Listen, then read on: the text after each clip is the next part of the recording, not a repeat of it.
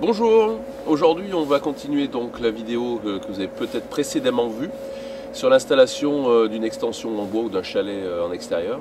Et aujourd'hui on va voir comment faire les fondations. Alors pour faire les fondations, plusieurs possibilités. La possibilité la plus traditionnelle, faire des semelles en béton, comme on a ici.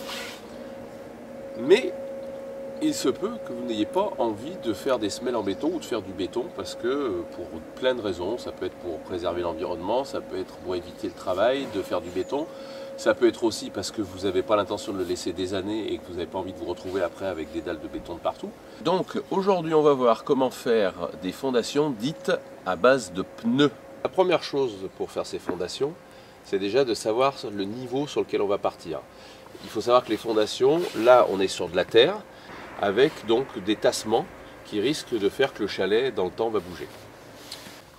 Alors la première étape, c'est de définir le point haut, c'est-à-dire le point qui est le plus haut sous lequel vous ne pouvez pas descendre. Alors il se trouve qu'ici on a une ancienne fondation en béton armé, on ne va pas la casser, donc on va partir sur ce point là. Donc on va mettre donc une règle qui part sur ce point haut, mettre notre niveau, donc là je l'ai fait avant de commencer, voilà.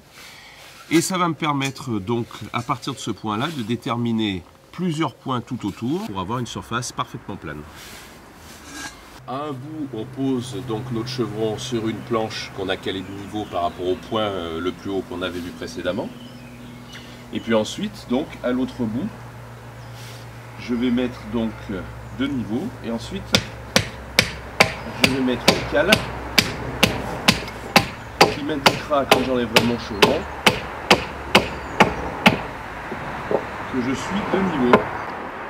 Alors comme son nom l'indique, la fondation en pneus, on l'a fait avec des pneus usagés bien sûr. Vous savez que les pneus usagés, personne ne sait comment s'en débarrasser, donc c'est un bon moyen écologique de recycler les pneus.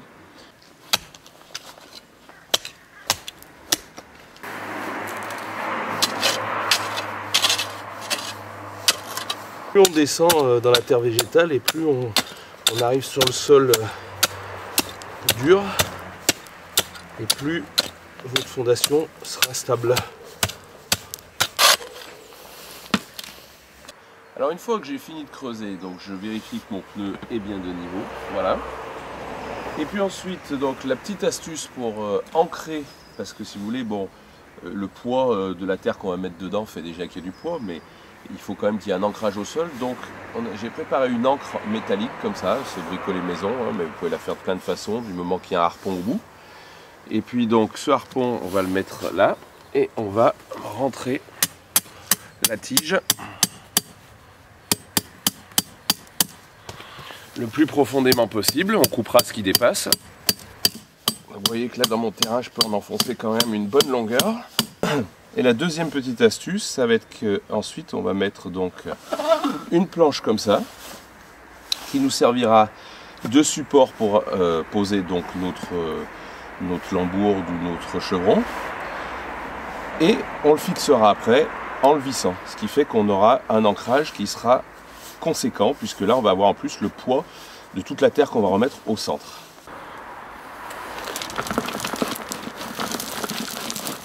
L'important c'est de bien remplir le pneu, sachant que la durée de vie d'un pneu enterré ça sera au minimum de 50 ans, donc vous voyez que vous n'êtes pas sur des durées de vie courtes. Alors il ne faut pas hésiter à bien bourrer. Vous pouvez rajouter du gravier dedans si vous voulez. Après on va mouiller pour bien tasser la terre et puis on va laisser un jour ou deux et on remettra de la terre après. On aura donc notre plateforme. On aura ici la tige qui aura été vissée, on coupera bien sûr. Et ensuite, donc, notre chevron qui viendra appuyer dessus. Voilà. Voilà comment faire une fondation en pneus. Et ben bon essai.